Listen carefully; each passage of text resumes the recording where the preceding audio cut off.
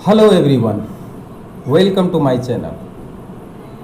आज क्लास 10 के लिए एक चर वाले द्विघात समीकरण का 12 का बी का जो सवाल है उसे लेकर आए हैं। देखिए सवाल बी का 1 नंबर में क्या कहा, x square plus x plus 1 बराबर 0। ये द्विघात समीकरण है। तो इस द्विघात समीकरण के दोनों मूल किस प्रकार के होंगे, यानी मूल का प्रकृति हमें पूछ रहा है। ठीक है, तो मूल का प्रकृति निकालने के लिए हम लोग क्या करते हैं, प्रदत्त समीकरण पहले लेते हैं। प्रदत्त समीकरण x square plus x plus 1 बराबर 0, ए बराबर हुआ 1, बी बराबर हुआ 1 और सी बराबर भी हुआ 1, यानी ए बी सी सभी 1 है।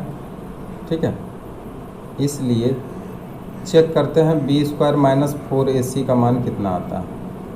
बी के जगह पे हो जाएगा 1 का whole square minus 4 into 1 into 1, चूँकि सब तो 1 1 ही है। 1 माइनस 4 माइनस 3। देखिए तो माइनस 3 आने का मतलब ये हुआ कि चूँकि B square minus 4ac is less than 0, अतः यह क्या होगा, एक अवास्तविक समीकरण होगा। मतलब इसके मूल क्या होंगे, अवास्तविक होंगे। लिखेंगे अतः इस समीकरण का मूल वास्तविक होगा। ठीक है, इस समीकरण का मूल क्या हो जाएंगे, अवास्तविक हो जाएंगे। आगे बढ़ते हैं सवाल नंबर 2 में। देखिए x square minus x plus 2 बराबर 0 समीकरण के दोनों मूल किस प्रकार के होंगे। अब यहाँ भी बोल रहा है कि दोनों मूल किस प्रकार के होंगे। ठीक है, प्रदत्त समीकरण देखिए, प्रदत्त समीकरण x square minus x plus 2 बराबर 0, ए बराबर बताइए क्या है 1, बी बराबर माइनस 1 और सी बराबर 2। ठीक है, चूँकि बी स्क्वायर माइनस 4ac, इसलिए बी स्क्वायर माइनस 4ac बराबर कितना निकालेंगे, बी के जगह पे बैठेंगे माइनस 1 का होल स्क्वायर हो जाएगा, तब अब माइनस 4 इंटू ए के जगह पे 1 और बी के जगह पे 2। ये तो 1 हुआ। ठीक है, और दूसरा क्या हुआ, ये माइनस हुआ,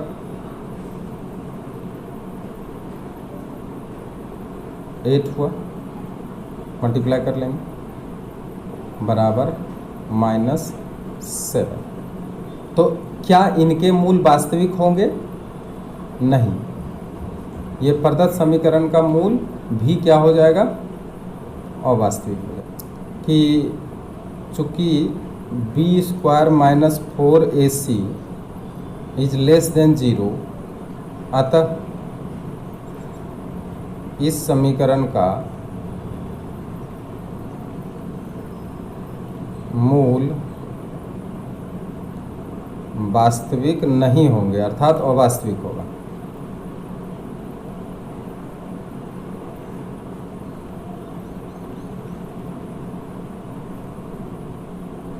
क्लियर, आगे बढ़ते हैं।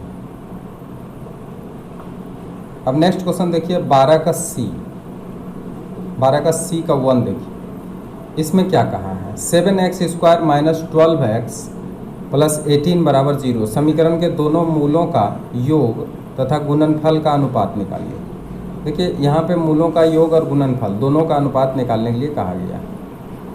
ठीक है, प्रदत्त समीकरण क्या है, प्रदत्त समीकरण है 7x square minus 12x plus 18 बराबर 0। ए बराबर यहाँ पे मिल के आया है 7, बी बराबर मिला है 12 और सी बराबर मिला है 18। मिल गया है। अब यहाँ पर देखेंगे कि दोनों मूलों का योग और गुणनफल कितना आता है। तो सबसे पहले इसलिए अल्फ़ा प्लस बीटा दोनों मूलों का योग निकाल लेते हैं। माइनस बी बटे ए, माइनस बी के लिए आया -12 और ए के लिए आया है 7। ठीक है, बराबर आ गया है 12 बटे 7। ये हमारा अल्फ़ा प्लस बीटा निकाल लिया। अब अल्फ़ा इंटू बीटा भी निकाल लेते हैं, क्योंकि दोनों मूलों का गुणनफल भी हमें निकालना पड़ेगा। सी बटे ए, सी के जगह पे कितना बैठाएंगे 18 और ए के जगह पे कितना बैठाएंगे 7। ठीक है, अब क्या कर रहा है, इसलिए अल्फ़ा प्लस बीटा अनुपात अल्फ़ा इंटू बीटा ये निकालने के लिए बोला गया है कि ये दोनों के बीच में अनुपात कितना होगा। तो 12 बटे 7 है किसके जगह पे, 12 बटे 7 है इसके जगह पे, और इसके जगह पे कितना है 18 बटे 7। दोनों को 7 से मल्टीप्लाई कर दीजिए।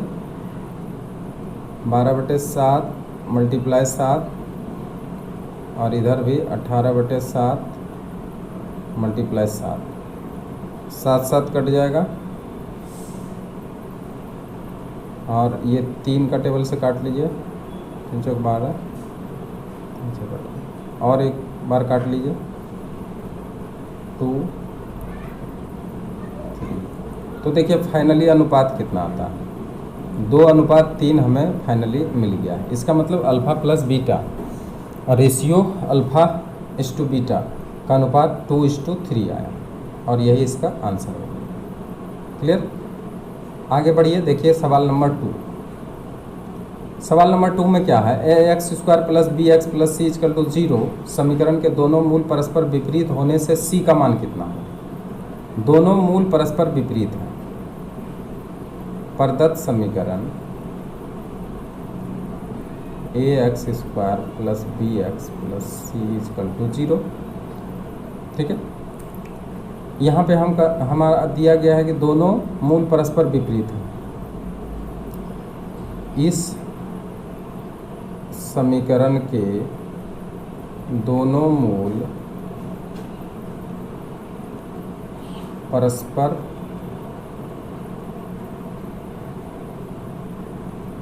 विपरीत है।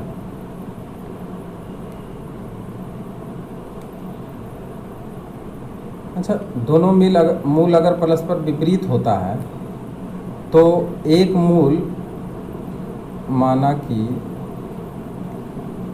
प्रथम मूल बराबर अल्फ़ा, इसलिए दूसरा मूल कितना हो जाएगा, दूसरा मूल 1/अल्फ़ा हो जाएगा। ठीक है, ये दूसरा मूल, पहला को तो अल्फ़ा मानेंगे तो दूसरा मूल 1/अल्फ़ा हो जाएगा। ठीक है, अब यहाँ पे कह रहा है मूलों का गुणनफल कितना है, तो एक दूसरे के विपरीत है। तो यहाँ पे लिखेंगे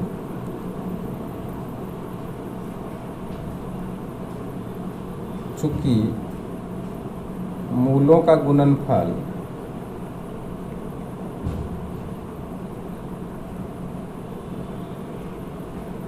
बराबर c बटे a। ठीक है, ये सूत्र है। अच्छा, मूलों का गुणनफल अल्फ़ा लेंगे तो दूसरा 1/अल्फ़ा लेना पड़ेगा, c बटे a। हमें a का मान निकालना है। ठीक है, अल्फ़ा अल्फ़ा काट दीजिए, 1/1 बराबर c/a। अब हमें देखिए a का मान निकल के आ जाएगा, इसलिए a बराबर c, क्रॉस गुना कर दीजिए, a बराबर c। तो इसका मतलब क्या हुआ कि a का मान c के बराबर आया है। ठीक है, तो यहाँ पे जो क्वेश्चन पूछा है वो एक बार देख लीजिए कि क्या पूछा है। तो c का मान किसके बराबर होगा, तो c का मान a के बराबर होगा, यहाँ पे हम लिख सकते हैं। ठीक है, अतः C बराबर A आंसर। C का मान A के बराबर है। आगे बढ़ते हैं, क्वेश्चन नंबर 3 देखिए। A x square plus b x plus C equal to 0, a does not equal to 0 समीकरण के दोनों मूल परस्पर विपरीत तथा ऋणात्मक होने से ए प्लस सी का मान निकालें। अब देखिए यहाँ पे बोल लिया कि विपरीत भी है और एक दूसरे का ऋणात्मक भी है, ठीक है। प्रदत्त समीकरण क्या है?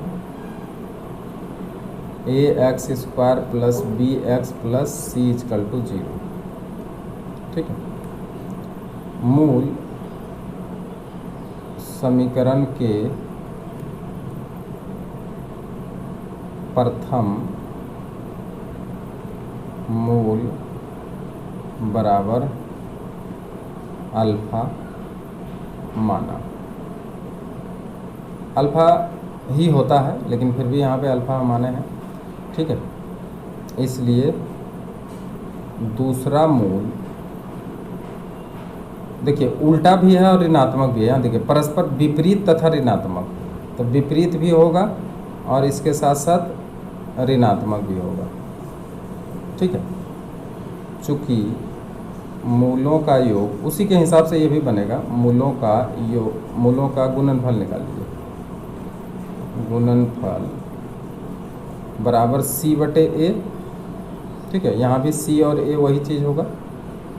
या अब यहाँ देखिए alpha into 1 bye minus alpha, यानी एक दूसरे का क्या है, विपरीत भी है और ऋणात्मक भी है। तो इसमें हमको a प्लस सी का मान निकालना है, ठीक है। तो देखिए यहाँ पे आप काट सकते हैं, अल्फ़ा को काट लेंगे तो आएगा 1 बाय माइनस 1 आ जाएगा यहाँ पे, c बाय ए, और a बराबर माइनस सी, क्रॉस गुना कर ले। अब क्या होगा, a plus C equal to 0। तो यहाँ जो मान पूछा है कि a प्लस सी का मान कितना होगा, तो a प्लस सी का मान जब पूछा है तो a प्लस सी का मान आ गया 0, और यही क्या हो गया, इसका आंसर हो गया, ठीक है। तो आज का वीडियो यहीं शेष होता है। नेक्स्ट वीडियो के लिए इंतज़ार करिए।